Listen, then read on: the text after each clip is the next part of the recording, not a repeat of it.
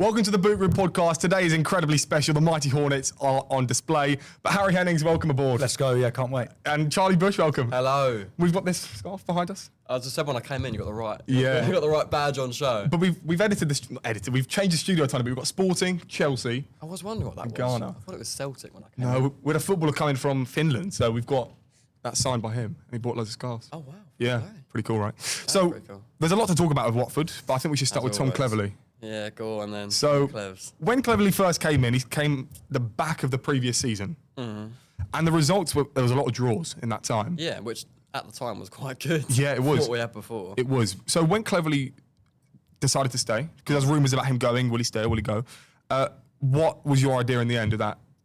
We were having a conversation before, weren't we, about it wasn't really a case of cleverly in or cleverly out. It was more of a, I hope Cleverly does better. Yeah. Because I think the one thing he was brought in to do, he did, which was bring the fans together, bring the players together. And I think it definitely showed from the fact that there was a large majority of fans that didn't want him to go, mainly just because of what he'd done to bring the squad together. So I think in that sense he achieved, but we also spoke about the results towards the end were not great. And I think some people will say it will come down to him not having the players, or some people will say it will come down to him not having the knowledge and the tactics. But I'm not sure. What do you think? Do you think it was players, or do you Bit think of both. you think it was a bit of both? Yeah. If you had to pick one side, what side did you go? I'd say his knowledge, I think, was probably a bigger factor.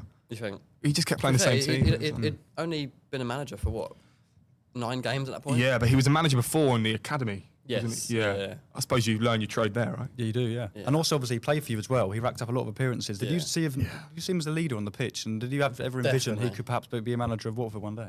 I'd never have thought he'd be the manager of Watford, No. but you could always think, was it like, did he ever get given the captain arm badge at one point? He I probably can't- would have done. He probably would have done. Yeah, I can't yeah, remember yeah. from the top of my head, but I sit lower ground Taylor with my dad, and we sit bang on the halfway line, so we've got a good view of where Cleverly would play, to centre midfield. We used to always say that he might not have might not look at him and go like a João Pedro or an Espria, like, wow, he's got talent. But you look at him and be like, he's always running, he's always working, he's always got his head up, trying to connect play. So he's definitely got that mentality of bringing people together, sort of knowing what he's doing. I think centre midfielders we've seen make good managers, mainly because they're involved so much in all of the play, not just one section of it. Like Lampard's doing quite well now. He is. Carrick did quite well. Some might argue with that one. But who else? Zidane. Yes. All centre midfielders tend to... I'm not going to compare Zidane and Cleverly, actually. That's outrageous. but yeah, I think he's got potential to be a good manager.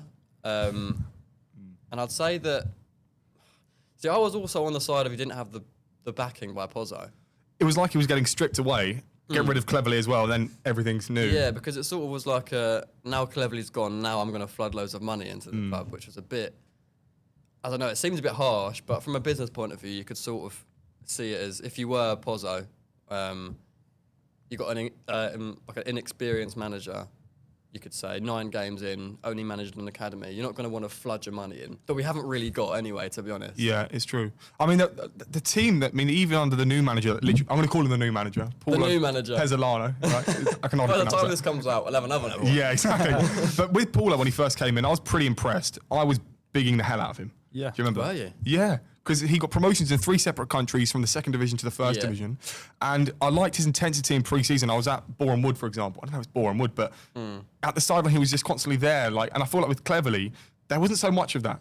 He wasn't so, like a Simeone, and he's constantly berating his players in good or Yeah. bad ways. I feel like with Cleverly, I don't think he quite had that. And for me, that's what I want from a manager. Do you not think? I think Cleverly didn't need to, because he already knew that Yeah. the fans loved him. I feel like Paulo was sort of in like he'd come from Spain. There's a lot of, we've done like 3 or 4, what is it, Cisco, Sanchez Flores. I like Cisco. Yeah. So we've had quite a few managers from Spain. So I think he's sort of been like, what have I got to do differently to what the other guys have done?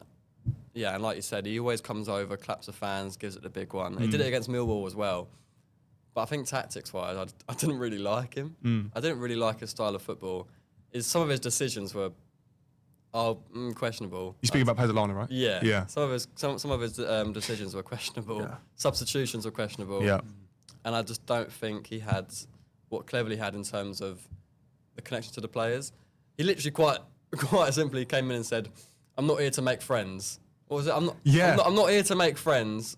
I'm here to make you better footballers. I'm here to make you better footballers, which would work with some players, maybe more experienced players. Maybe that would work with Cleverley. Obviously, he was when he was playing for us 30 odds. But I think with our squad, we've got so many young players who need a bit of oomph and connection. And he comes in, and the first thing he says is, "I'm not here to be friends with you." For me, as a sort of, I'd be like around the same age as the majority of players in that squad. You've got the Vata, Mama, what's his name? Offman? Yeah, he's with Morocco. They're all around the 19, 20, 21 age, and I would hate it if someone came in and said, "I'm not here to be your mate." Personally, I mean, it would work for some people, but it's not for me, I don't think. Wrong time. I think he's not Pep. He wasn't in a good situation when he said that. And it was very Pep-like, wasn't it? Yeah, it was a bit passive-aggressive. Yeah, would you say so? I think so, yeah. But also, you mentioned about Cleverley already knowing he's been loved by the fans. Do you think that actually might have almost played a little bit of a negative towards the side? Because obviously, you mentioned Paolo. He came in and he was very, very vocal. He's very active. Do you think Cleverley being a bit more laid back actually, in the end, was quite a negative thing? Could have been. Yeah. And I also think it... As much as we think Pozzo doesn't listen to the fans, or he doesn't care, he doesn't give up, he doesn't care about the club, basically. He does listen to what we say majority of the time, as we've seen with Pezzolano. I think with Cleverley, he was listening to us, the majority of us saying that we liked him. And I think some of that was coming from the fact that we just liked him as a person and not a manager. Yeah. So maybe he was listening to the fans thinking, maybe we should have got rid of him a bit earlier, Cleverley, I'm not sure. But I think, like you said, because everyone liked him and he had the connection, everyone felt a bit of a, not harshness, but a bit of a doubt to throw shade on him because of how good he was for us and what he is as a person. I think with Pezzolano, because he doesn't speak English, we haven't got that connection with him, we can quite easily just go get him out, sort of thing, which makes Pozzo's job easier, but was it the right decision? I don't know. Well, obviously, Cleverley was the first manager in years to do a whole season, which isn't a good look. That's outrageous. It's mad.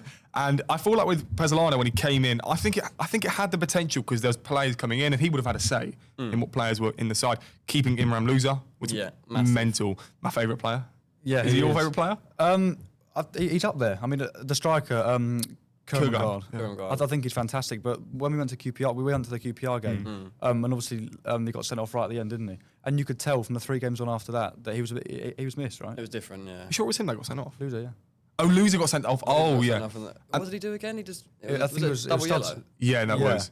Was it No. Was it a straight red card? I think it was a very high tackle, I think, yeah. Definitely a red. It was definitely a red, but he didn't think it was. No, he was very, very confident it wasn't a red. I think that's an issue He with him. stormed off, clearly, didn't he? Yeah. I love the guy, but He's angry. even when the manager tried to give him a high five, I think he's sort of just about, We've seen that with like a few players now. We've seen that with Iran Kunda when he came off as well, just sort of throwing his bottle It's about. all the media around him though, isn't it?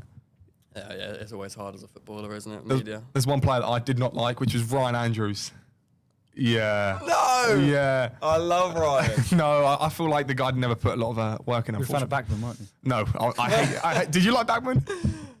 No, there we go. These guys tease us all the time. I've got to remember that I might end up seeing these people, because he's only on loan, isn't he? Back Yeah. So he is going to come back. Yeah. I think he's got an attitude problem. Yeah. So there's sometimes when we'll be losing like 2-0 and he's doing those stretches. Have you seen him do the stretches? He does like the splits, isn't he? Yeah, and there's like there's legs over his head. Yeah, I mean, Yes. if he was as good as that as being a goalkeeper, we'd be loving that. I couldn't understand how someone in the championship side could be so bad. I'll tell you what, though, Backman does remind me of Selvik a little bit. Why? Because I think they're both very good shot stoppers, but they've both also got a massive mistake in them, as we've seen with Selvik. Because at the start of Selvik's sort of journey, we were all like, he's keeping us in games, he's so good. And now more recently, we've seen that free kick against Millwall was a bit dodge. The cup game against Norwich, it slipped through his fingers. I think he's got a mistake in him, Selvik, and I think that is exactly... If that was Backman doing those mistakes, we'd be absolutely hammering him. Who else is there though? You've got Baxter Marriott. and Alfie Marriott. Yeah. To be fair, Baxter's done all right. I think I was having a conversation on Twitter with someone and saying that our third choice goalkeepers have been pretty decent recently because we had is it Elliott? Elliott? No, was it Elliott? The goalkeeper. He played in quite a few games. Was it Rob Elliott? Oh, the old one. Well, yeah. Oh yeah, Rob Elliott. Yeah. He came in. No, it wasn't. It was Ben Hamer. Ben Hamer. Rob Elliott rings a bell. Yeah, he was at I'm QPR, sure, wasn't he? yeah, it wasn't at Watford. But Ben Hamer, it was you're right. Ben Hamer. And Backman. Ben Hamer when he came in. Yeah. Was it full backman when he got a red card or something, and he kept his position for ages. I feel like he sort of reminded me of Nathan Baxter a little bit in terms of when he's been called upon, has been all right. I don't think the quality of the goalkeepers are that good. I feel like when Selvik came in, I questioned it because there was other positions that needed replacing.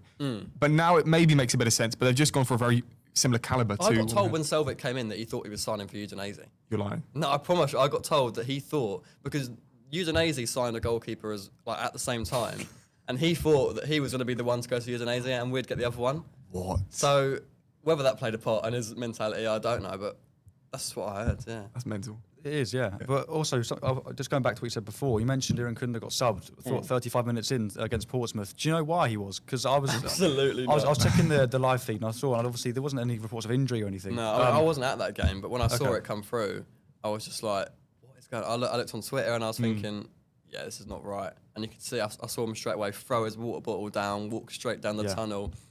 And you could see the sort of person that he goes to sit next to straight away. I know there's a sort of a group of lads that go next to each other at Watford. It was him and Bar. He walks straight to Bar and he says a little word to Bar. I don't know what he says, but he says it to him and then just walks off. He's like, it's like they're talking to each other about Pezzolano. Well, he wouldn't surprise you. No, not at all, because I don't think he's played either of them enough. True. And Vata as well. I feel like when Vata, I think Vata's got the potential in him, but it's not quite come through just yet. No, he's only 21 though, isn't he? Yeah. I think 21, 22? Yeah, he's young. Around that sort of age, yeah. So, again, I think what he's done differently to Bar and Iran Kunda, though, is when he has come on, he's proper lit it up and he's not sort of, not throwing his toys out the pram, but in terms of he's just got his head down and made an impact. Makes sense. I agree with that. Yeah. In pre-season, though, we've got Watford 1, Wimbledon 1, Leyton Orient 1, Watford 1, Fulham 6, Watford 1. Oh, yeah. Yeah. I think that was behind closed Yeah, it doors, was. wasn't it? Thank God for that, right? Yeah, thankfully. Didn't have to see that. I mean, when the Bootroom Wood game, I think, was done professionally. I think there could have been more goals, and there probably should have been more goals, especially when they were playing. You were there, right? Yeah, when they were playing. When they don't sign the player, they were on trial. They were literally playing trialists. Who was it? Yeah, was it what for us or for Bootroom Wood? Bootroom Wood. Were they? They played, I think, 2 or 3 trialists in their side. I remember that the started. season before we played Gillingham, and one of their players was literally called a trialist, and they scored against us, and they put out over the speakers goal from a trialist, and everyone on Twitter was just being like, brilliant. We've got an unnamed man scoring goals against us. Why don't they name the trialists? I don't know. I mean, it's got to be something legal-wise why they can't do it. Yeah, I mean, I did try and find out who one of them were because it was a centre-back. And anyway, that side that when we first played Bootroom Wood this season, it had the potential. I remember the players looked pretty sharp, but then afterwards you've got Leyton Orient and Wimbledon, who you should definitely be brushing aside. Didn't go to either of those games, but again, yeah, when you look at it on paper, there are 2 teams that we should. Again, if we played them now, though, I reckon we'd lose to Wimbledon. They're on form. Well, we shared the Football Manager Cup. That was Oh, yeah. That was that game, wasn't it? Yeah. Are you a fan of Football Manager? You tell you what, I've never actually played it. No which way. Is outrageous. I'm more of a FIFA career mode, or FC, whatever it's called now. What, your FC as well? I am. I like to actually play the games. I do enjoy career get mode. that. Yeah, I I think I've got like a bit of an OCD where I always try and find players with real faces. Same here. That's exactly as If I'm playing a game and I'm celebrating and this guy's just got a face of like a Wii character, I'm like, why am I even getting it? Like, it's just crap. It's true. You mentioned obviously the friendlies though. Was it 6 days ago that Spurs played Watford in a behind the closed doors friendly? What Don't score know. was that? Don't I think you won 2-1. You're lying. I did see Yeah, that. we and won had 2-1. Sissoko playing against his Sissoko old played, club. yes. Grimgard was playing. Yeah, and obviously loads of the Spurs players were on international duty, so I don't think it was a very strong side at all. Can't But Kolo have- Muani Well, we still did- beat Tottenham. yeah. But Kolo Muani did play. Because obviously he was injured, getting some minutes in the tank. But yeah, apparently from what I've read, I think you're quite sharp in that game. Good. Yeah. We need to be sharp. And that was under Javi. Was it under Javi or was it under Pezzolano? That 6 days ago, so I it imagine. must have been. Oh, I don't know actually. yeah, that's weird. Maybe. No, I think it was Paulo. I think it was. it I was think him. That it doesn't. was, Why yeah. would that make sense? Why would you do a friendly when the manager? They knew they were going to sack the Yeah. manager. Why would you do that? We actually check when he Yeah, went, let's check that. Obviously, I want to mention though, as you're looking up, Yeah. Charlton. I actually made a TikTok saying we'd beat Charlton, Yeah, you and the did, comments behind that one were pretty interesting. It was 1-0 in the last minute of the game, and I think that was a start of disappointments. How did you watch that? What's that one? The Charlton. No, I didn't. No, I was trying to make you go, wasn't I? you were trying to make me go to Yeah. it. Yeah, but I remember you had it on your phone, and Charlton scored a late We were up winner. to Merthyr. Yes, you were. Yeah. Oh yes. Oh, he actually got sacked Yeah, we were. 6 days ago. So So that what? that's a weird one. I'm not Yeah. sure what time frame that But was. wait, that would have been 6 days ago from yesterday. Yes. So that would it be must have. 7 days. So that would have been the new manager. So maybe we had no manager at that point. Oh no, because he came in at the same time, didn't he? Yeah. That post. That was, yeah. Did you see the post? announcing the manager That he was back. that he wasn't was sacked and appointing one in the same Yeah. social media Yeah, post yeah, was yeah. just. Does that show that the club really didn't like Paula? I think I- just so it they does just a don't bit. care. Really, we really don't care. Yeah. And there was no connection there. I'm so Otherwise- disappointed to see him go Really? because he wasn't good enough. But there was times, and even in the Oxford game, I think if he won that game 4-1, I think he would have stayed. Really? I honestly think he would have done. I think Oxford, if you look at the stats in that game, Watford was so dominant. What was it? Was it 1-0? 2-1. 2-1. But Oxford had a red card, which is where we got the dominantness from. But what did you make of him, though? Because I think he played 3 at the back pretty predominantly. Yeah. I'm not a big fan of the guy from Man City, from what I've seen of him. Really? I love Max Lane. He's got good ratings, right? But I'm just not... Again, I like the players who put the effort in. And I think first game, I was very much on your side, where I was like... It was Norwich in the Cup that you played. I saw you there, actually. Did you? Yeah, I'm sure I did. Yeah. And I think I was sat in the rookery for once. And I was sat right behind the goal, and I was thinking, what is this? This guy's trying to do lobbed passes behind the defence, and I was thinking, none of them are working. You're trying to lob a pass to 5 foot what, Iran Kinder. Yeah. He's not the tallest of players. It's not like we've got Kurumgard up front at that point. And then recent games, I've started to love him. I think he's really composed for, again, 19, 20-year-old, I think. I think he's 18. Really? Is he 18? I'm sure, Max Lane, I'm sure he's 18. He's always young, yeah, he is young. The fact that he's younger than all of us makes me feel quite bad about myself. No, for sure, though. But look, QPR was a bit of an interesting one. We went, Harry. Yeah. The QPR fans are outrageously good. Yeah, as always. As always. But what did you make of that game 2-1? I feel like, again, there could have been a few more goals in that. QPR at home. You know what? It's actually brushed my memory. Who scored in that game? Krumgard got both. With loser with like both assists or something. Yeah, right? it was 2 That was the first game where I thought in. Kurumgard was not clinical, but as in like in the right place at the right time all the time. I'm pretty sure I made a video saying that he is what we thought Rajovic was going to be. Oh, Rajovic, man, that guy was an interesting one. For me, though, I called it to you, and I think you may have said the same thing. He's the championship Haaland. Yeah. Oh my God, that's a bold statement. That's what we said. I'll take that. I think he's got the potential in him. Yeah, definitely. Yeah. I mean, he's got the build of Haaland, doesn't he? There we go. Yeah. And his hold-up play was brilliant as well. Oh, it's class, Like, yeah. really, really strong, like really aggressive, and knows where the goal is, and that's what you want in a striker. Simple as The that. right place, right time. I think it's good when... I didn't like, personally, Iran Kinder playing up front alongside him. Nor did I.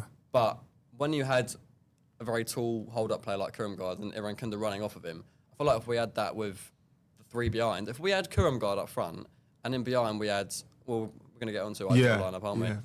No, I'll save it. I want to talk about the draws, but do you want to hold on to that? Because Swansea was an interesting one, and I think Southampton was as well. Yes. You would have expected Watford to probably lose to Southampton. Again, and lose away to Swansea, I'd say. Yeah. I think I've been to Swansea twice, and we've lost away. Well, as in before that game, went twice, and we'd lost both of them. But again, away from home, Swansea are very good at home, and we're crap away from home. So I was expecting to lose that game, narrowly 1 or 2-0. So I was quite happy with the draw, to be honest with you. Draw's a draw, I isn't think it? I think yeah. No one likes a draw. And Southampton as well. Again, Southampton. A good point. Was it 2-2, wasn't it? I was buzzing with that. I was buzzing with that draw. Although, to be fair, they're not actually looking as good as I would have predicted at the moment. Definitely not. But Sheffield United as well, rock bottom of the Championship. Have we played them yet? It's We haven't mad. played them No, yet, you have haven't. No. That is a bit It's mental. not this coming week. up. It's coming this up. weekend. Oh, God, yeah. Yeah. It is literally. Yeah. I was talking about buying a ticket literally yesterday.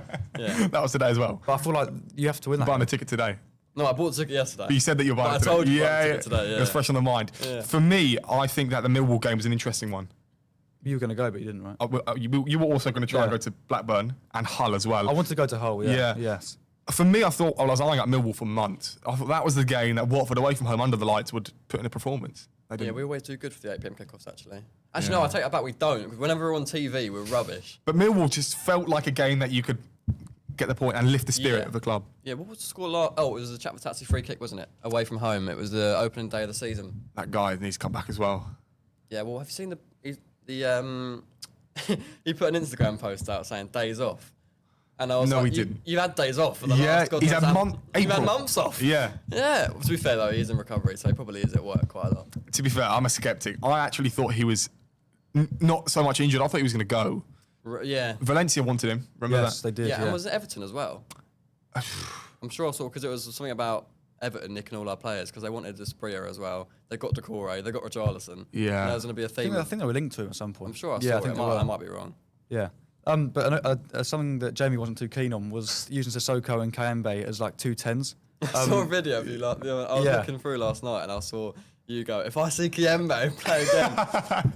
I don't mind Kayembe, just not up front. Yeah. That's the thing. What were you Like, gonna say, well, I Sissoko? was going to say, first of all, what are your views on that? But second of all, like he's a strong DM, and you're trying to play him up top. I think he's lost it. I'm not going to lie. Yeah. I think he has. I honestly think over that time he's lost it.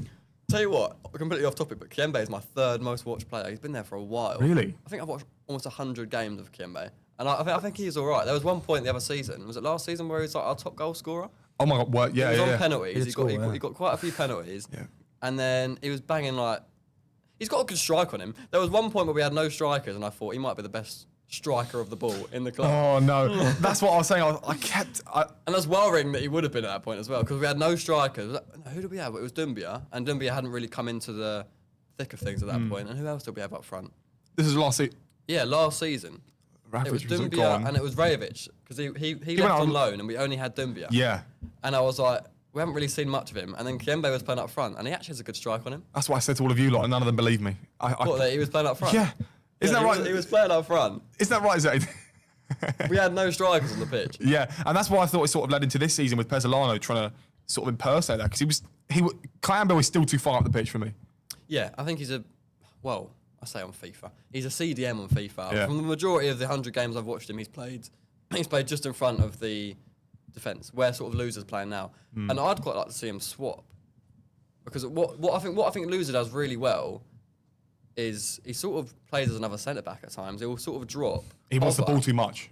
He drops deep to collect it. It's like what Harry Kane does up front, but he does it a bit deeper. He just drops to actually get the ball. But I think if we had Kiembe playing there and Loser a bit further forward, he's got more of a bit of a flair about him. He's got more of a, I don't know, he's got more ability about him, as in technically wise, Loser. Don't get me wrong, I'm not a manager, that's why I'm sat here and not behind the dugout somewhere. But I'd like to see Loser play a bit further forward. And yeah, you could say Kiembe could drop back and be a holding midfielder. Yeah.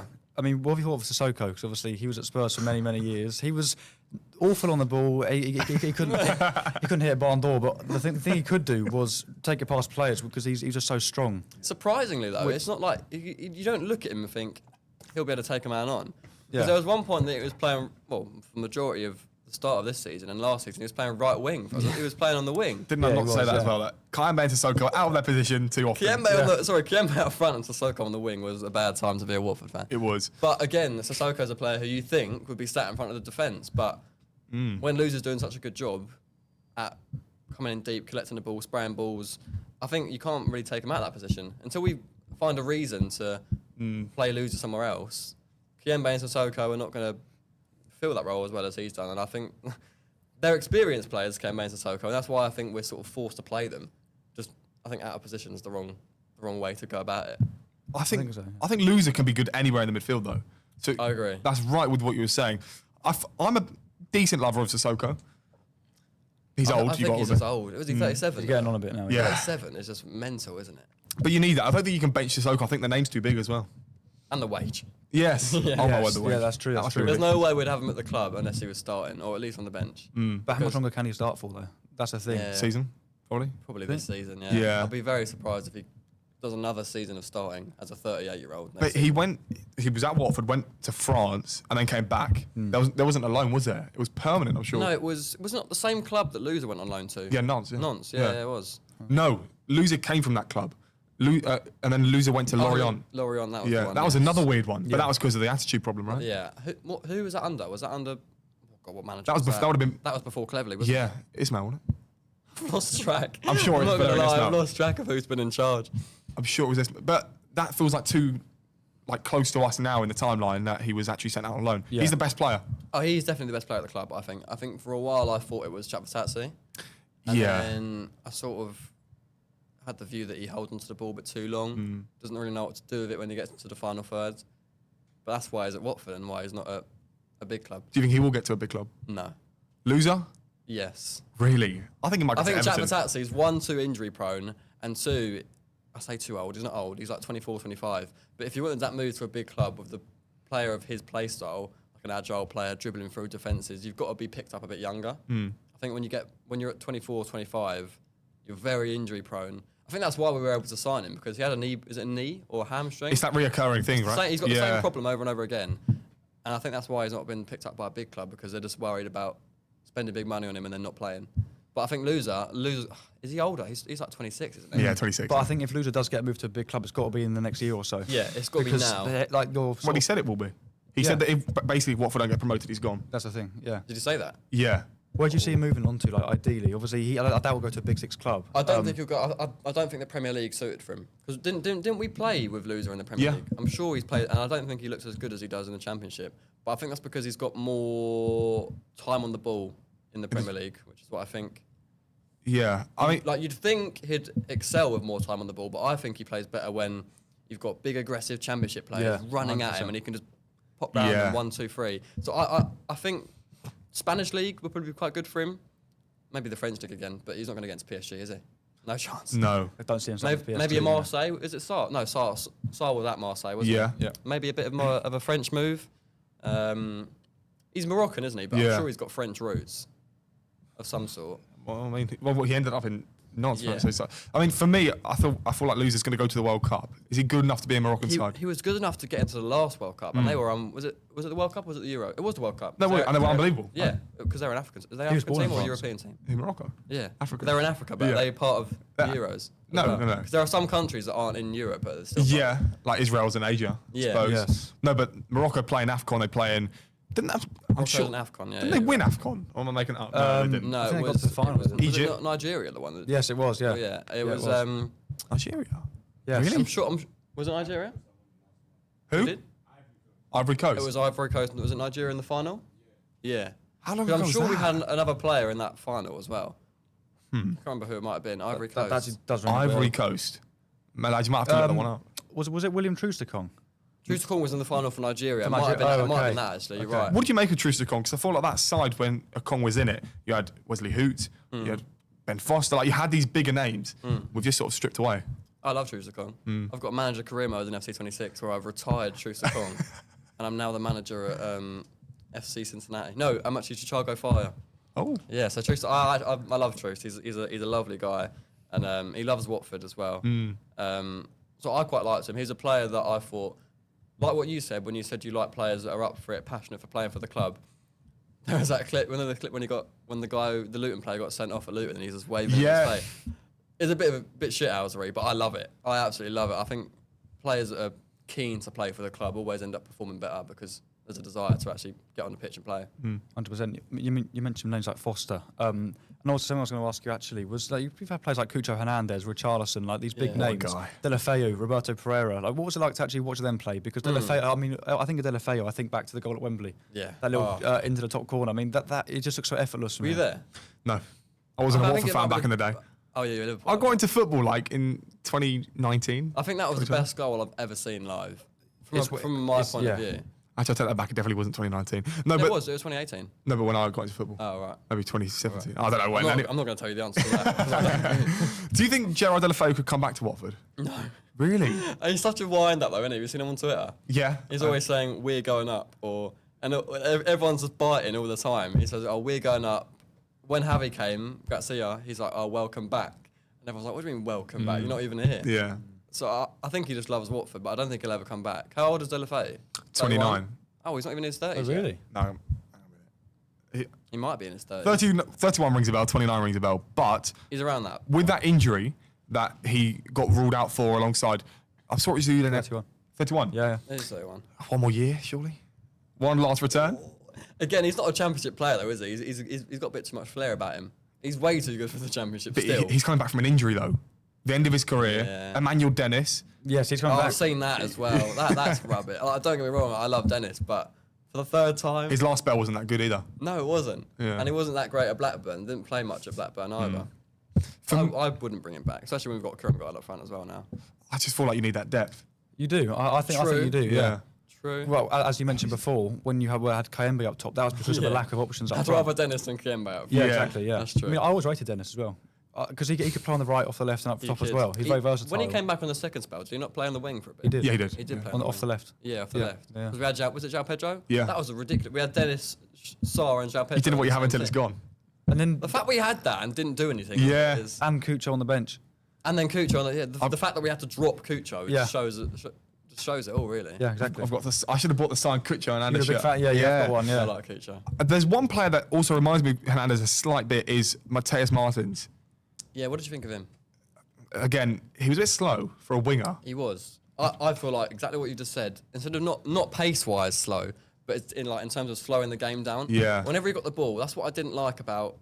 I can't think of another player, but Roberto Pereira. Yeah. What I like about Pereira is when he had the ball, he'd go forwards with it. What Mateus Martins would do is he'd get the ball, and he'd do what Jack Grealish is who I was thinking of. Jack Grealish just sort of fannies about with it, does a few tiny little pointless touches, and then passes it backwards. We're on a counter-attack, and you give the ball to Mateus Martins, and he was just like, he slowed the game down so much. I wasn't a fan, but were you there when he scored that free kick against Southampton? I don't think I would have been. That was in the cup, I think. It was very recent. No, I was away. I was away somewhere, so I wasn't. I think I wasn't. I don't know. Bit Holiday. dodge that was anyway. It sort of went through the wall. But I didn't really rate him. I'm quite glad we didn't sign him on a permanent. Oh, I don't know. I do think he had the potential in him. He's gone back to Brazil. Yeah. Isn't it Botafogo? Yeah. I think that's a bit too big for him. Botafogo, is that big? Oh, they're in the... They're in the Club World Cup. That's Pele's old club, right? Yeah. Botafogo is Pele's old club. Pele and Mateus Martins in the same conversation. Yeah. I'm sure he was. I think He might Pele have was been, yeah. Santos. That's where Neymar was at, right? Neymar was Neymar Santos. Santos, Pele yeah. might have been Santos. Someone was at Botafogo. That's why it's such a big name. Yeah, someone was at... it might have been Zico. Botafogo. Yeah, famous players. I'm gonna go Zico. Famous players, yeah? Yeah, go on. Past. I'm intrigued now. Jorginho. Jorginho, Diego yeah. Costa. Seedorf. Oh, that's reminded me. You know Kulu. Kulu, the Nigerian. Was it Samuel, not Yeah, Salomon, the one it we wasn't had? quite Salomon. We had a Samuel. But what do you make of Kulu? Is it Kulu? Where even is he now? Oh my! Well, I think he may have. I think he's a free agent on FM. He's That's not even him, is it? that's a food. sushi shop. That's a food. No. What Samuel? What's his first name? Samuel. I'm sure it was Samuel Kalou. Samuel. Was it Samuel Kalou? Yes, Yeah, it was Samuel He's Kalou. at Botev Plovdiv. I think that's a Where is that? Bulgarian. That's got to be Bulgaria. Bulgarian first Oh, league it's side, Bulgaria. yeah. Yeah. What did you make of him? We didn't really see him, did we? But he reminded me of, and this is why my name's going to be ridiculous, is Kucha. Kushka. Kushka. That Slovenian. number yeah. 33 in How? the They're midfield, completely yeah. different positions. No. Oh, I'm getting confused. Wait, who are you thinking of? Maybe Hambe, because Kulu was on the wing at times, right? Kalou was a winger. We didn't really I'm see sure him. I've seen him. So, I don't know who it was. There's too many players that have come through. Yeah, we've had so many players. And a lot of DMs as You well. have, yeah. Who was that player we brought in for like a really short amount of time, but he played really well? We brought him in on, it wasn't Nakamba. It was a defensive midfielder, and we brought him in, and he played really. Can you look up Watford? What season was it? We brought him in. He was really old. He was like, I say really old. He was like 34, 35, and he came in for like maybe 6 games, and he was really good. I have a feeling I know who you're talking about. Couldn't give you the name. 23? 2023? 23, or yeah, probably 2023. 20. Oh, it's only come up with 3. DM. Kone? No, wouldn't have been Kone. Deli Bashir is an interesting name. I want to Oh, talk. it's gonna really wind me up. But you know Ken Sema when he left? Yes, What did you make of that? quite emotional, wasn't he? Yeah. Ben Sema's another player that's up there on my app of most watched players. Well, I actually said on my TikTok the other day that he's one of the best players I've ever seen. You're a big fan of it, yeah. But you know, he's a big fan when of him, sometimes something comes out your mouth that you shouldn't have said, right? Is it Kamara? No, No. no, That's it was a defensive midfielder. Wasn't Chowdhury. Chowdhury, oh. Wasn't Chowdhury. It was someone with a similar play style to Chowdhury. Bakunu? Dan It Gosling? wasn't Bakunu, but it was around the same time. The mysterious player. You know what? I am going to find him. That season, Ashley Fletcher. These are some interesting names. Yeah. Ashley Fletcher's League One written all over It's him. these sort of players that will come in for a year Yeah. and would never see him again. But they actually do really well in that little spell they've got, though. Unlike those sort of players. Bayo, who had, what was it, 3 chances? 2 chances? What did you think of Bayo? Wow. What didn't I think of Bayo? I think it was an interesting one again. I feel like I think we were always trying to look for that striker. And then Bayo was like half-hearted as well. That Yeah. press was not good. No, it wasn't. But I feel like he pressed more than Rajovic. Yeah. I preferred, at the time when we had the choice of Bayo and Rajovic, I preferred Bayo up front, which is a bit rogue because I know a lot of people would have rathered Rajovic. No, I think I agree with that. You think Bayo? Yeah. I feel like what we've got now is probably a bit better. Definitely. Wouldn't be hard, would it? No, of course not. I want to speak about the new manager. Yeah. And you were That's it. enlightening me on him. I was, yeah. So he's quite suited to a 4-4-2. Yeah, he's quite defensive, isn't he? He's very defensive-minded. Might be His wide players aren't wingers; they're midfielders, basically. But do you think the squad you've got is going to be tailored well to a 4-4-2? No. You don't think so? Just like what you just said. Our wide players, we've got so many wide players. Yeah. As in so many good attacking wide players, and I reckon it'll be put to waste. Yeah. But who knows if he'll play the 4-4-2? He probably will do. Did we play it with him last time? It was him and Andre Gray. Was it Deeney and Andre Gray up front? It must have been. Was that the 4-4-2 we had? I think it was. That was a really good squad, though. This is what I'm worried about with Javi Gracia coming in, because the last time he was here, everyone's been like, oh, FA Cup final round 2. If you look at the squad when he was here last time, we had Deeney, Gray. We're never going to get a better midfield partnership than Capoue and Doucouré. Yeah. They were the root of the Capoue team. was fantastic, yeah. Capoue was brilliant. Doucouré reminds me of Sissoko, the fact that he can't shoot, as in he just like blazes over the bar. But Doucouré was very good. Where Pereira one side, Delafeu the other side. Yeah. We haven't got that now. Yeah. And I feel like it doesn't help with the change of managers and the constant rotation of the side. I feel like if you constantly play the same 10, 11, 9 players, you start to build a bit of a reputation with a squad. I guess it's hard to do that in the Championship, though, isn't it? Yeah, I suppose, but it's probably hard in any league. True. We want to build your ultimate 11 for Watford. It's probably all time or no, now? of this season. No. So it's probably easy if you look at this and you're going to pick what formation are you going to play? I'm going to play either a 4-3-3 or a 4-2-3-1. Would you ever become a manager? No. I've not got the ability. I've not got the knowledge. No. Right, Charlie, we've heard some things about you giving haircuts with footballers. Could you explain that? Yes. Well, we all go to the same place now. So I was chatting to Chiddy, the boy who does my hair, and yeah, we all came in the same day, and KB was just like, can I cut your hair? And I was like, yeah, go on, go for it. And I was like, you're not doing the whole thing, are you? He said, no. And I was like, can you just write something in there? And then thankfully I said, make sure whenever because I get a skin fade, I was like, do it underneath where it's going to be bald anyway. So I don't trust you that much, but so I was just like, he just did the WFC. Did a bit of content with Iran Kunda and the Banquar in there as well. TDB was in there. He was actually quite impressed with what Bar had done, to be fair. But it's actually really nice. It's a really nice shop. It's literally by, Woodside Leisure Centre? No. Oh. You're not from Watford? No, I'm from London originally. Ah. I am in Hertfordshire though. I mean, I do support the Hornets in that. You have to be. It's quite central as well, so what's the word? Encourage everyone to go there. Yeah, for sure. All right, yeah, deal. We'll go there soon. Haircut by some people, yeah. So the craziest away day as well. You've been to Poland, that I can name. You've been to Watford, which probably wasn't that crazy. No. Crazily bad most of the time. I'd say the craziest place I've been to was I did a brand deal with this company called Secret Match Day. So it was like they'd send me on a plane where I had no idea where I was going to go. I had a noise cancellation headphones in. I got to the airport and I asked random people, can you tell me what gate to go to? I showed them the ticket and said, tell me where to go. Didn't know where I was going to go. Got on the plane, headphones on, eyes shut, so I didn't see any announcements. So I got on this plane and I was like, I'm not sure how many hours I'm going to be sat on this plane for. So it felt like I was on there for ages. But I only went to Italy. But it was a weird part of Italy. It wasn't like the shoe bit of Italy. It was right next to Slovenia. It was called Trieste, something like that. So I'd been the northeast, right? Yes. Yeah. And it was just like so it was going into the sort of Eastern Europe where you've got like the Slovenia, Croatia, Bosnia. So I did a day trip to Slovenia there as well. But while I was in Italy, the away day was Triestina or Triestina, however you say it. And it was you don't have it in England. It's a relegation playoff. So I've seen them. It was seen those, the team who finished bottom of the league and the team who, I think they do it in the German league as well, and whoever comes top of the other league. No, it wasn't actually, sorry. It was two teams fighting to go into that playoff. So it was a relegation playoff to get into the playoff. So it was like a reverse semi-final, final sort of thing. Okay. And it was this team, Triestina against, I don't know what the team was called, but I was supporting Triestina, obviously being in Trieste.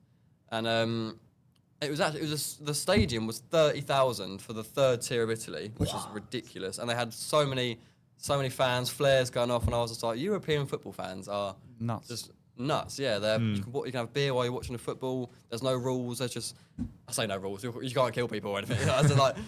There's no rules in terms of shouting things, standing up on terraces, flares, flags. They have the lot.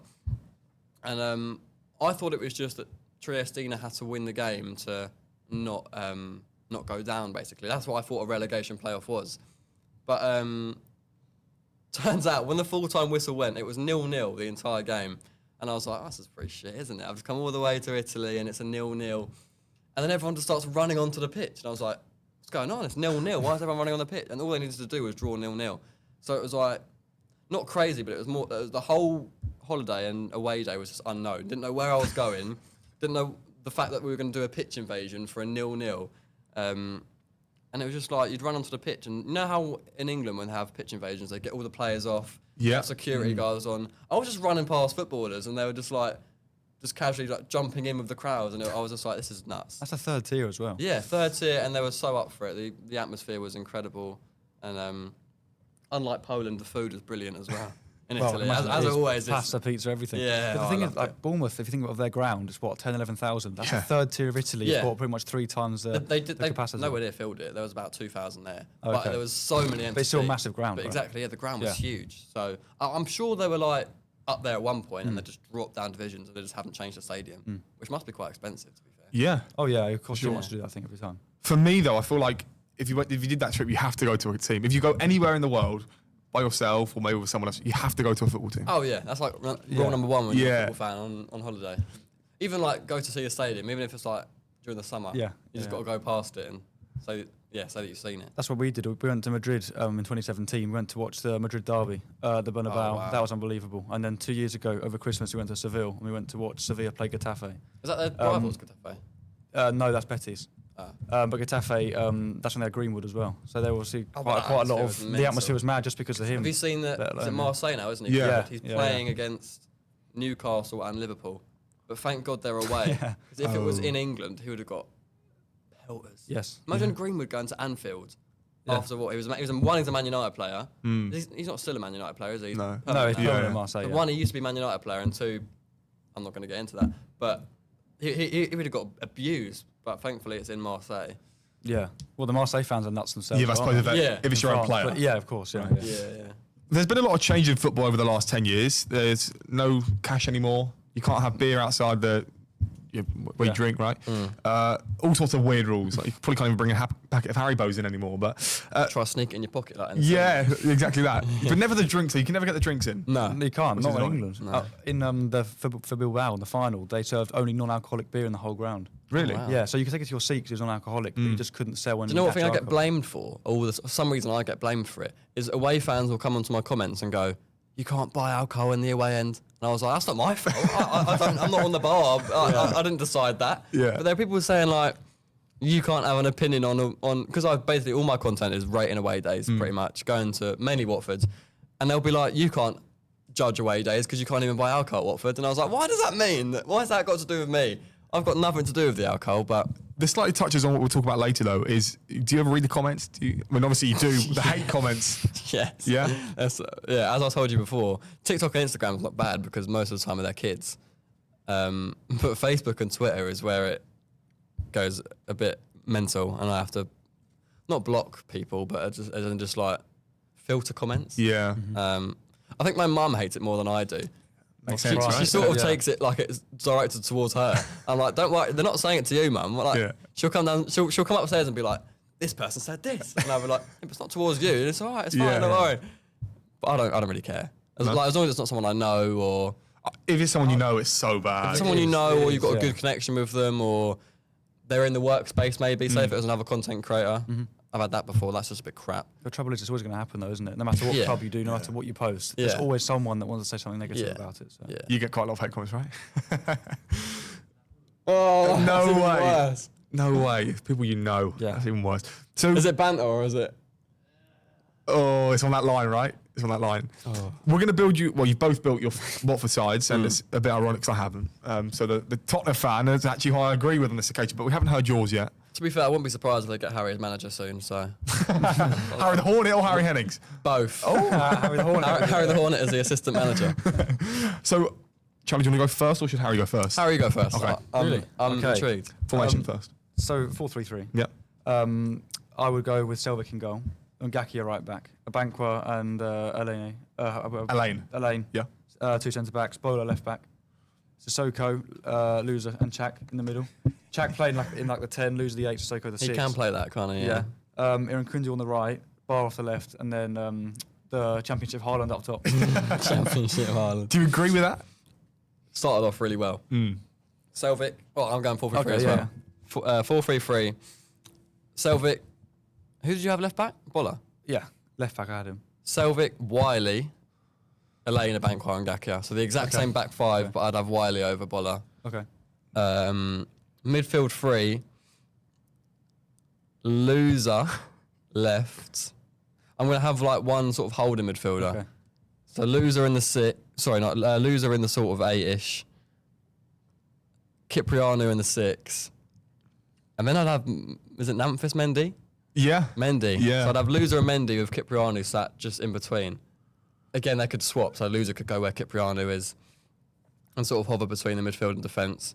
And then up front, the Championship Highlands, Kuram God. Iran Kunda on the left, Vata on the right, Bar off the bench. That's what I mean, though. You've just picked a team, and there's so many players that you could have included. Yeah. Mendy, I forgot, actually won the FA Cup with Leicester. Oh, he did? Yeah. Was he in the Premier League team? Yeah. Oh, yeah. He was in the Premier League as well? I'm sure he was a starter in that for a team. long time. He was a It was starter. Kante, wasn't it? Sure. Oh, it might have been Kante and him. No, it was before. Mendy Kante was was there when before. Kante was there, yeah. Oh, they won the Premier League? No, he won the FA Cup. But Mendy wasn't there. Oh, no. It would have been Kante. I don't know. Who would have been? That's what I meant, sorry. I meant, did Mendy win the Premier League of Leicester? Didn't No, he didn't. Mendy's young. No, he's not. No. He's not young. That's, Well, he that's, was. that's the other That's Mendy. too many Mendy's. The Mendy that I've got in midfields is like 31, I think. But again, experienced. Because Loser and Cipriano are relatively young. Cipriano's 23, 22-ish, and Loser's sort of in the middle. But I reckon that midfield 3 would sort of rotate well. As in Loser could play deep, Cipriano can play deep, Mendy can play deep, but then they can all go forwards as well. I haven't got Sissoko or Georgie in there. Because one, I think Sissoko's too old, bit past it. And Georgie, I've just given up hope that he's going to come back. Who's the captain in that side? Loser. Yeah. Yeah. Yeah? No, Yeah. 100%. Matty Pollock. What about him? I love Matty. I think there was that one time where, well, it was his debut actually against Millwall, and we were like, oh God, he is useless, isn't he? Even Sam Yuko, no, are you familiar with Sam Yuko? I've heard that guy. He's on Twitter, Watford, and he's friends. Oh, with, no, him, yeah. He's friends with Matty on LinkedIn, and he'd message him, and Matty was like, I played so bad, I played rubbish, and there was I think he got out of the team then. There was a pass back to, I'm not sure who was in goal, might have been Backman, and it was just sort of, he gave the first goal away, goals came flooding in, and it was not a good debut. But I feel like, since he's trimmed the hair off, buzz cut, You did say that. headbands come on as well. Yeah. He's been phenomenal, and I think I'm quite surprised at how he's been displaced from the team. I'm not saying it's the wrong decision, because I think Abankwah, Elaine, Caben are all brilliant, and I'd start them all over Matty Pollock. But I'm just surprised that we managed to bring in players, and why we've decided to bring in more depth in that area, when I was quite impressed with Matty Pollock before. I think he's also captain material at a young age as well for a captain. There's a centre-back partnership that I desperately need at Watford, which is Nat Phillips and Matty Pollock. Nat Phillips. Yeah. Wow. Why Nat Phillips? It's same as Pollock. Is really? Dies for the ball, dies for the badge. Is he? No, he was Yeah. at Liverpool, wasn't he? Yeah. He was. And then he went to Stoke. No, he went to Cardiff. Celtic, Cardiff. Oh, it was Ben Wilmot that was at Stoke. I forgot about that guy as well. So many players that have come from We've had Watford. some. Yeah. But honestly, though, I think that Nat Phillips in that side. Zay, do you think Nat Phillips would fit at Watford? No? Why? He's dead. He's very much alive. Yeah, he's very much alive. In a football sense, yeah. No, I love Nat Phillips. I've never seen him put a foot wrong. I feel like he's been about for ages. He has. But it was that Liverpool team where everyone was injured. Henderson ended up playing centre-back for Fabinho. Yeah. Ozan Kabak. Oh, my word, Oh that my guy. God. He could probably do a job at like Colchester now. Kabak. Okay, so we've got the team, and let's talk about the ownership, because the ownership's been questionable. I've seen you said God, let me bring before. this up before. I've seen you said before about the Pozzos and what you sort of think about them. You said they've brought some of the best moments in your life. Yeah. Yeah. Yeah. I feel like I've got to be careful. I got a message from Pozzo's recruitment the other day. Oh, they're trying to sign you. No, far from that. Making sure I don't say anything wrong. No, I think I said before, it's hard to throw shade, which a lot of people like to do on the Pozzos, which I can understand their arguments. I think it's fair, but it's hard for me to throw shade. Obviously, I'm young. I'm 19.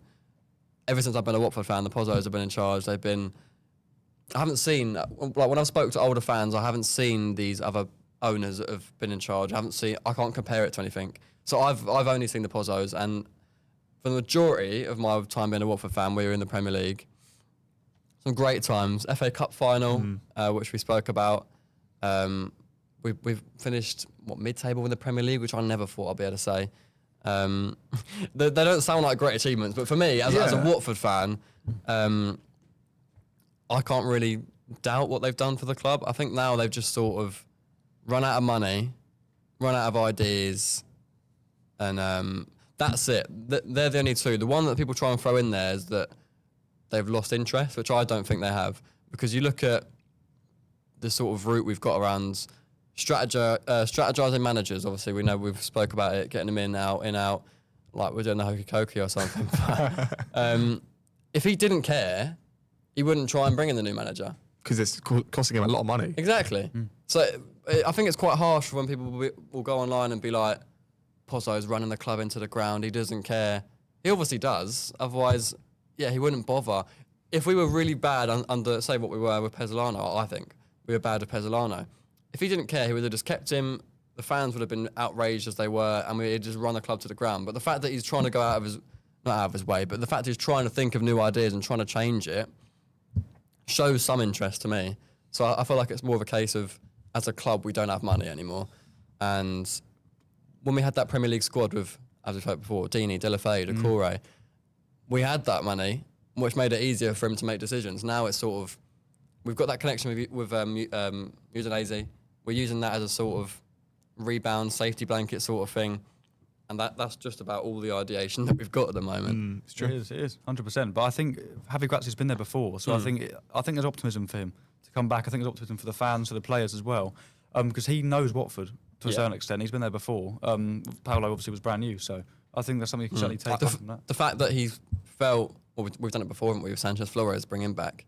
But the fact that he's felt that he's able to bring another manager back for the second time, it shows that he's actually building connections to these managers. He's not just, well, it might not be the case for all of them, but he's not just chucking them in, not connecting with them, chucking them back out again.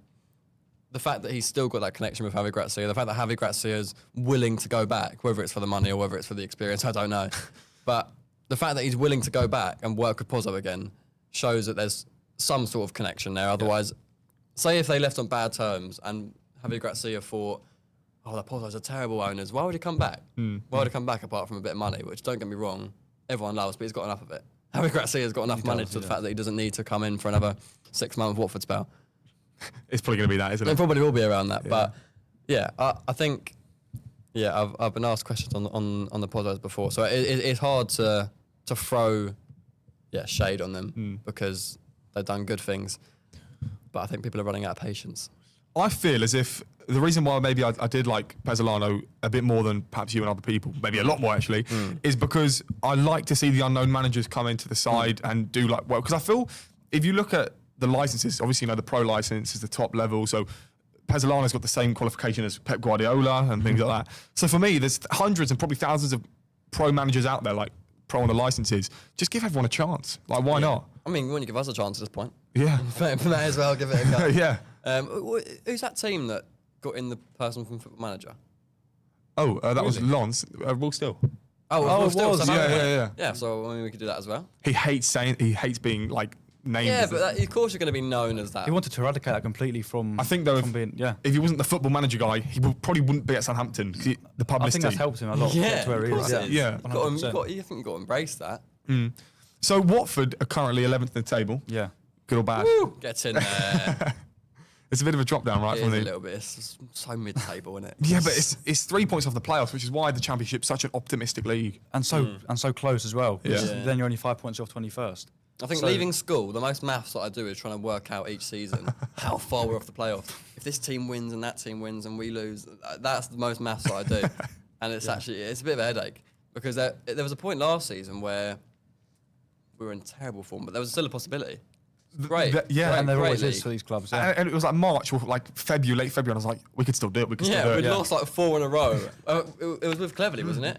And we were like, oh, we're just going to lose and lose. Yeah. But it's still possible. Yeah. It is still possible. Even I think it was, I don't even know what, it may have been Hull or someone like that.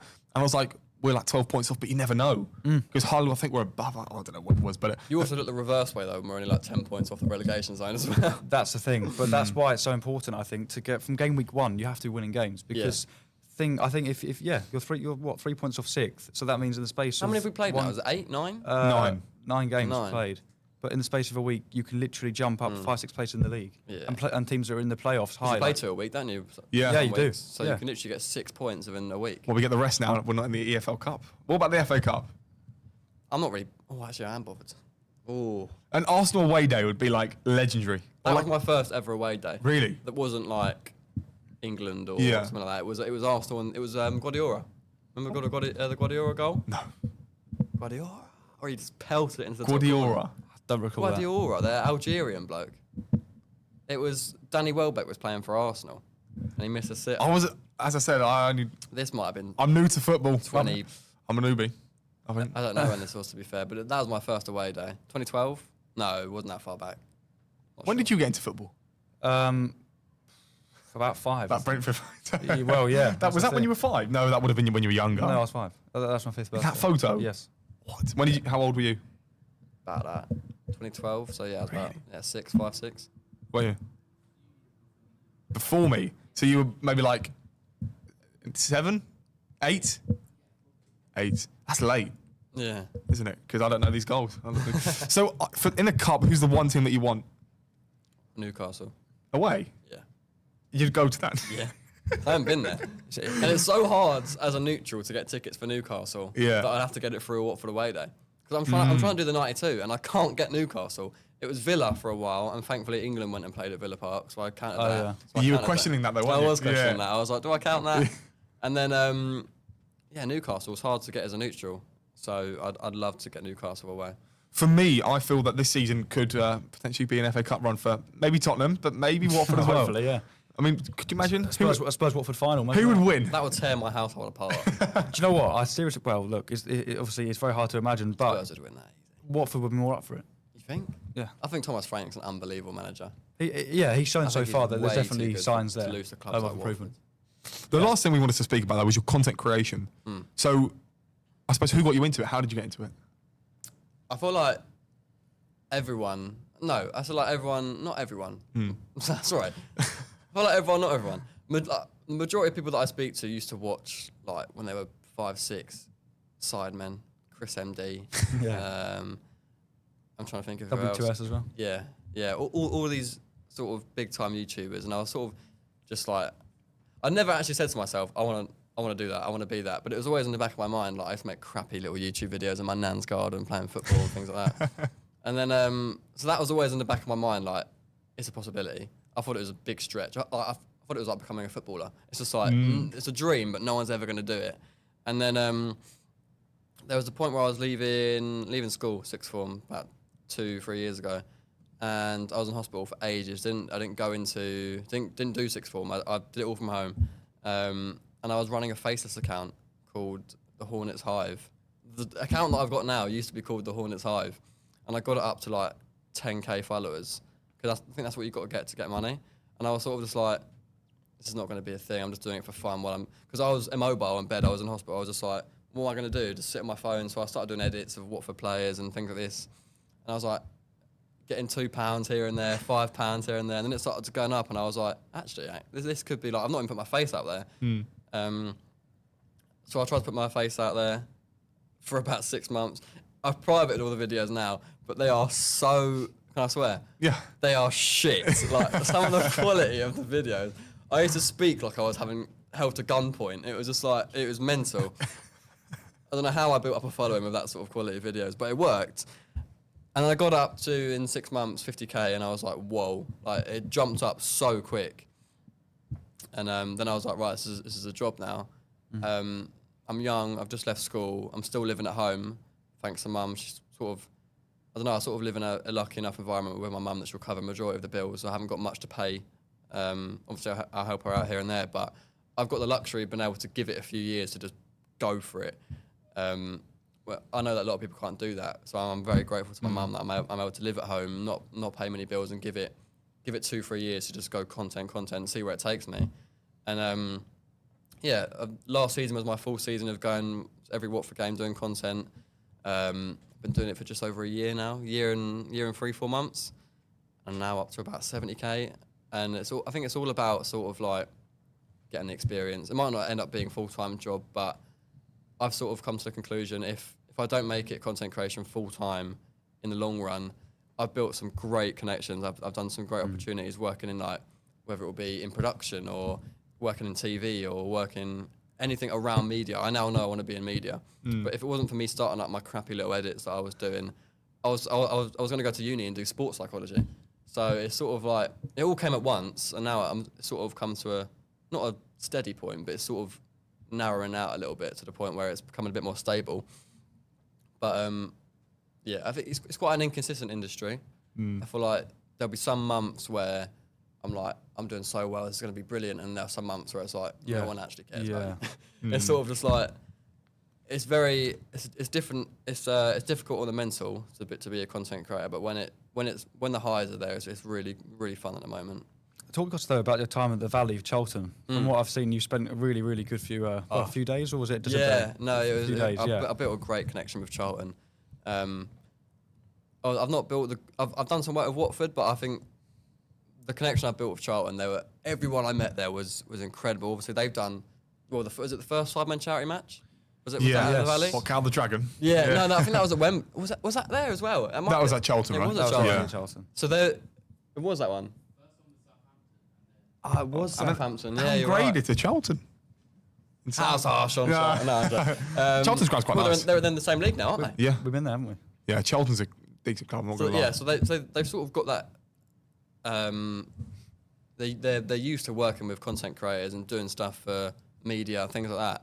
So I was quite excited to see like who works behind the scenes. So I spoke to all the people that were working with the sidemen, all that sort of stuff, and they were just like, they're so intrigued in getting the club out there onto social media, and I loved that. And I was just like, what can I do? I feel like when I'm trying to work with not just clubs but brands and things like that, I've got to try frame it as because I don't want to frame it in like a selfish way, but people are like, what can I do for them?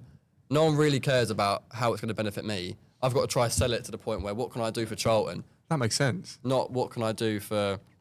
Because realistically, if I go up to them and frame it as in like, I send an email and be like, I want to come work with you for here and do this, that video. Obviously, that's great promotion for me, but what do they get out of it? So I was sort of just like, how can I frame it in a way where they will get something out of it? So I've come up with the idea of how many jobs can I do at Charlton in 24 hours? And I was like, because of how many great people I'd met, I was like, I want to share this experience about not just media, but as in like who sets the flags out, who does in the ticket office. And I was like, that's the video. That's how I'm going to promote it for them. And it was a great opportunity. I'm going to do one soon as well with Charlton, I think. I'm going to do a video. Yeah, you know what I'll say it. I'll do a video where it's like bringing a fan's dream to life. So there's they're good videos. Yeah, so it was like all the feel-good videos do really well. I spoke to Charlie Cesara on Twitter. No, I'm sure I do. I don't think. Watford Twitter again, and he was telling me he works in media, and he was like the feel-good stories are really good, not because because they appeal to not just football fans, but anyone can watch it sort of thing. So I'm trying to go for the feel-good story at Charlton where there's this person I met called Sydney, who I met in the fan zone when I did my first bit of experience, and I'm going to try and hopefully get her dream. She told me to be a football journalist, football reporter, writer. Nice. And I was like, how can I do that? I'm sort of going to try hopefully bring her with me up to the media bit and do that bit there. So that'll be good. So for that game, are you going to be in the media bit? Yeah. Just watching from there? Just watching from there, sort of behind the scenes footage sort of thing. Nice. Have you seen, what's the guy's name? Scouser. He's an Everton fan and he does really good feel-good stories. He does yes! Ryan, is it? Steve Ryan. He's really good at that. Yeah. He's really, really good at that. So I sort of want to tap into that a little bit more. Of the more people-wise instead of football-wise, because football's massive, not just for the sport we watch, but for the people that work in it, support it, sort of live by it. So it's sort of like I want to involve the people as well. That's what I do when I do my away days. It's not just going to the football, but it will be like, what's the town like? What's the people like in the area? When I go all the way up to flipping, I don't know, Lincoln. It's like why am I going to Lincoln? What's different about football in Lincoln to football in Watford, sort of thing. So I feel like that's what I'm trying to try and change content-wise going forwards. Well, you also do charity matches as well, right? Yeah. Broke my hand. Could you explain how that happened? Do you know Kieran Hayler? No, I've heard of the name. I'm pretty sure he's a boxer, and he's one of Katie Price's ex-husbands. She's had a few, right? She's had a few, yeah. And He's a big guy. Oh, I'll show I you a shouldn't have said picture. that. I actually retract what I said. I'll show you a picture of him, actually. You can take one look at me. I'm built like a bamboo stick. You could probably snap me in half. This guy is the complete opposite. Oh, I'm going to have no service. Where is he? He's huge. He's absolutely huge. Oh, he's a footballer.